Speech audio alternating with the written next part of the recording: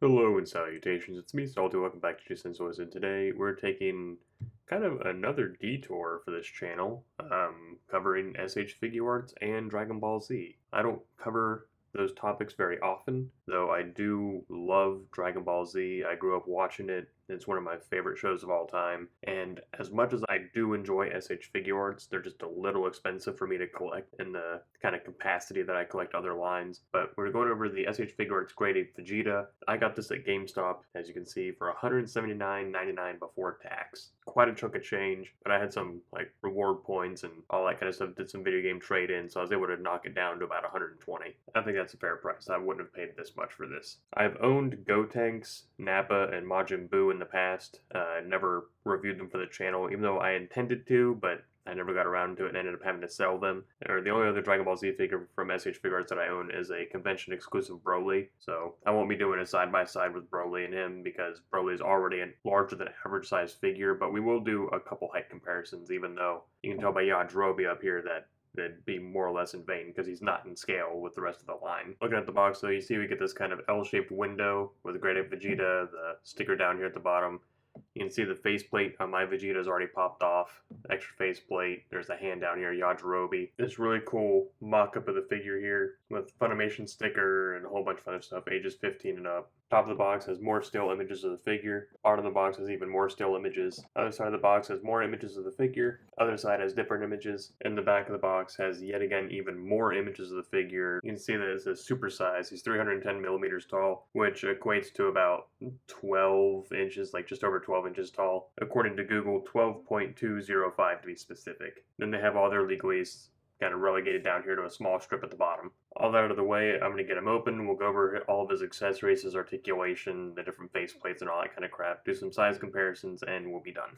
Alright, we'll kick it off with kind of the boring accessories. We get a big display plate, or stand, very large, hollow on the bottom, with an arm to hold the figure in place, has ratchets in multiple spots, including the actual cradle for the figures ratcheted, which just plugs into the display base. Also, these arms move, but they are not ratcheted at all. And they're simply just plugged in. There's no screws to tighten them or anything. So once the friction goes bad in them, the friction's bad.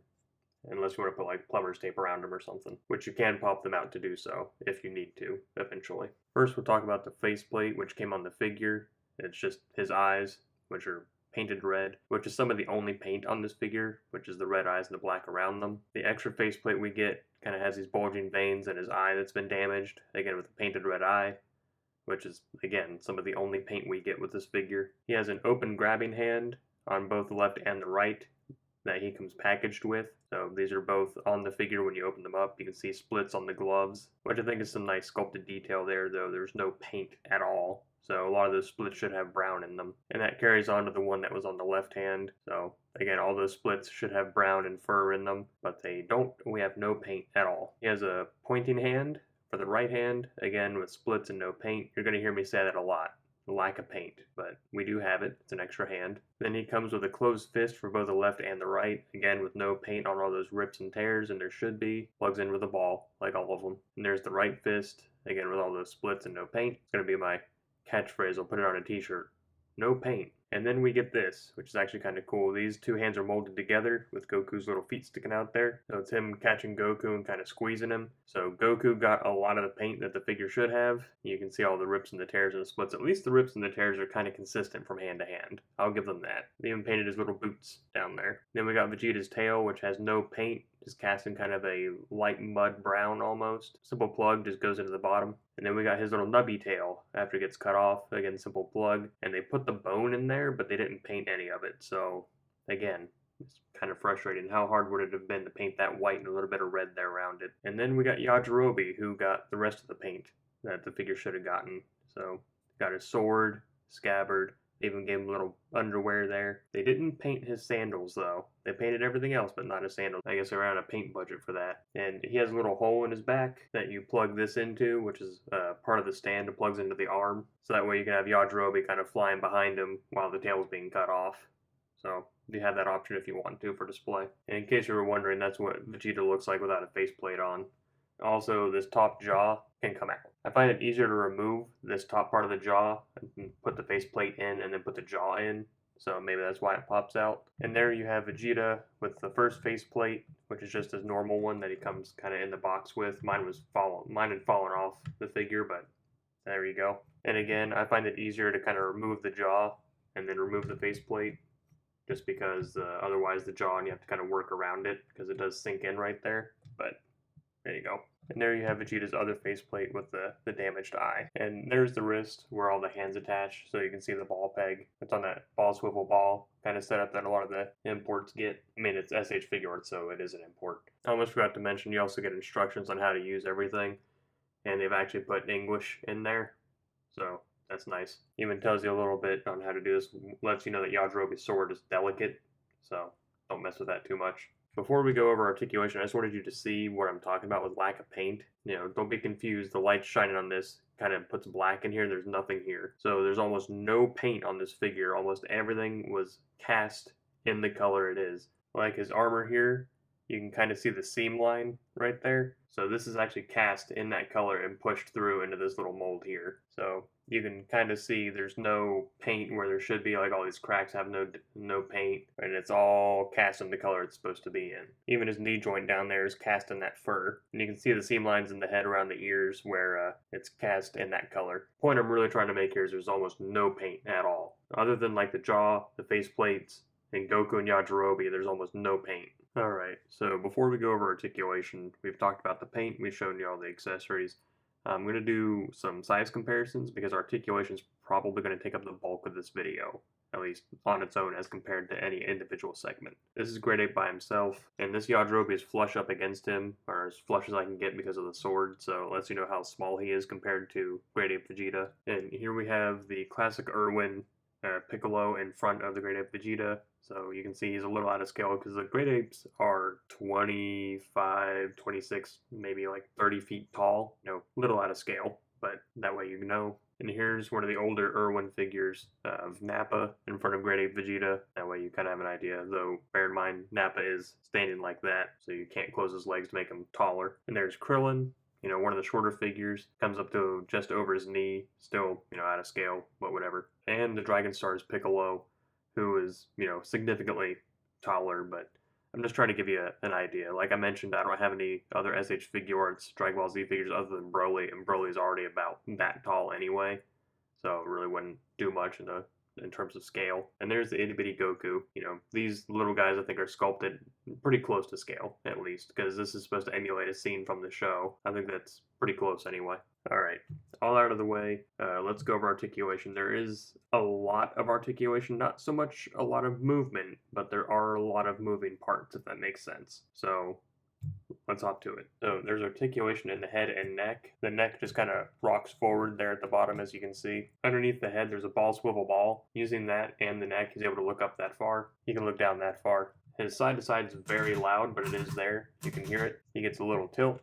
Now the jaw is articulated, but I really have to force it. Like I have to kind of hold on to everything and really ratchet it open, and the jaw will open like that. And the tongue itself is articulated. It's also on a peg ball peg. If I use my Zacto, I can kind of get it underneath the tongue and lift the tongue up. So the tongue can go up and down, it can spin. You know, it's that peg ball peg. So if you really want to use the tongue, you can see the ball there behind the tongue. So it'll swivel, pivot, all that kind of stuff. But I recommend taking the faceplate and the top jaw off if you're really going to do any of that. Alright, so the shoulders here are finicky, to put it lightly. Lots of movement going on and lots of moving parts. Try to bear with me on this. So the pads here on the Saiyan armor move independently. So, you know, they're on a ball basically in the back.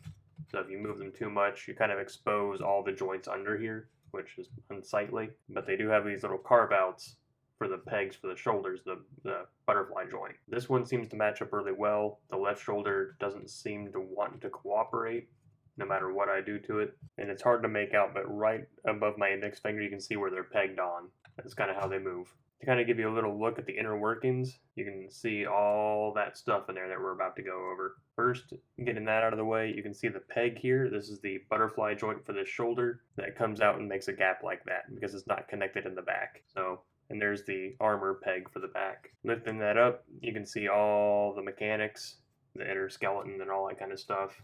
You can see all the inner workings down in there. The butterfly shoulder comes forward that far, only making that gap, and it doesn't go back at all because of this. And you can kind of make out that peg right there that goes in. That's a dumbbell, so you do get some additional movement kind of on that ball, but it's hard to really show it because one, the ball's really tight, and two, the armor really hinders that. But what I can show you with the armor out of the way is that you can raise and lower the shoulder on that ball. Not by much, but you can do that. That butterfly joint I showed you also has rotation, allows you to bring the shoulder up well past 90. And this shoulder is very tight, but you can get it to spin 360 only because this shoulder pad's broken. Conversely, on the left shoulder, that's as far forward as it goes, and that's as far back as it goes because it crashes into this. However, it still can come up well past 90 because the shoulder pad goes into the body on its own. Both arms have a bicep swivel. Both arms also have a double jointed elbow, but the top joint here is limited because of the bicep, which they come up to just a hair over 90 in the elbow. And we've seen the peg ball peg before, or in this case, the ball swivel ball. So, we have wrist swivel, and then just a matter of positioning the wrist and it'll go whichever way you want it to go. In this particular case though, instead of having the ball divided in half like we normally see, it's just a swivel screwed in. So you don't have to worry about it like separating or anything like that. Which brings us to the abdomen, which we have a dumbbell swivel kind of configuration where we don't get a lot of movement. I don't know if it's crashing in on itself or they're just super tight detents, but I'll show you what I'm talking about. That's as far forward as he can lean. Leans back that far. He gets his side to side, but it's very tight, so I can't do my normal quick. So you kind of have to hold the figure and force it to get him to really go side to side at all. It's there, but not a whole bunch. He has some swivel at the top, but he kind of swivels down when he does it, as you can see. So, because he's kind of crashing into himself there. And then in the waist itself, we get some side to side, but the armor is kind of crashing into his hips. So you get very limited, but it's there. For being as large as he is, he kicks forward at just under 90. He can't kick back at all because his thigh crashes into his buttocks. He kicks out that far. We have a thigh swivel. Double joint in the knee comes up to a hair over 90. We have ankle swivel. Ankle goes back that far, forward that far. We have ankle rocker, and the toe goes forward that far. And the tail is on a peg ball peg, so it has very loud kind of hinge there. Again, very loud spins, and just putting him into the pose that most people are going to want to do because they've got the hands with the Goku in them. You can really see kind of the gaps that are going to form when using those butterfly joints. So you have to be really creative if you're going to use this for like ACBA and all that kind of stuff to kind of hide those or like take them from certain angles and the like. It's not as bad as Amazing Yamaguchi, but it's still pretty noticeable outside of just vanilla posing. I don't regret buying it because I do love the big scary monsters and I do love Dragon Ball Z, but at the same time, for as much as the retail asking price is, there should have been a lot more paint and there should have been something other than what we got with the shoulder pads. Whether that be pads that like come off and you can reattach for different poses in the arms or something. Now, the armor on the chest, I don't know the workaround, so maybe that is the best for that, but I'd rather have like fixed pads here on the back and the front that are just on hinges and then let the shoulders come out independently of that or something. I'm not sure. Overall, it's still not a bad figure, but just wanted to kind of bring that to your attention. And that's really all I got for today. If you have no attachment to Dragon Ball Z or you're not collecting the SH Figuarts figures, it should be an easy pass. Even if you are, I would really consider whether you're going to spend that much money on it or not. Because again, I was able to knock down the price a little bit before I got it. And if it was $180, I wouldn't have spent that much on it. And again, given that retail price, they really should have put some of that tooling money and all that into the paint because he needs it pretty bad. If the price was closer to just $100, I wouldn't be complaining so much. But just given and I know a chunk of that is the import that we're paying. That's not lost on me, but still, there were some improvements that should have been made. That's all I'm saying. I do like the figure overall. But my nitpicky things are kind of big, noticeable nitpicks, like the shoulder here. Like if you want to get this pose, which is kind of the one that most people are going to want to do because of that, or maybe the Yajirobe one, but probably that one, you're going to get some gaps. I think they could have foregone the whole stand with the thing because he can stand on his own, more or less. You just have to get him into the right pose. And a lot of that could have gone towards paint or just taking the price down or something. But Anyway, let me know down below what you think of this figure, if you're going to get it, if you already have it, and if you do have it, do you have the same complaints that I do? Or are you not going to get it because of these complaints? I always like to know if my reviews are helping people in that way, because that's kind of the point. If you like what you saw and you'd like to help support the channel or see more videos like this one, all that I ask is that you click like on the video and subscribe to the channel. It's a great way to help me out. I always appreciate it. And I've got almost 300 videos, or now I don't remember. I've lost count. So there's tons of content to enjoy. And I thank you for stopping by today. So until next time, I'm Salty, signing off.